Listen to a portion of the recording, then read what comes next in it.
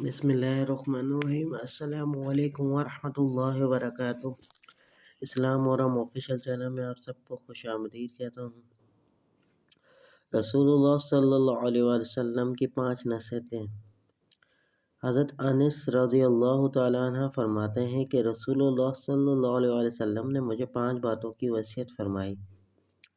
پہلا، اے انس، اچھی طرح وضو کیا کرو، اس سے تمہاری عمر میں اضافہ ہوگا۔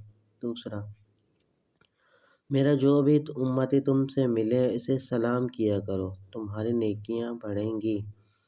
تیسرا، گھر میں داخل ہوتے وقت سلام کیا کرو، تمہارے گھر کی خیریت بڑھے گی۔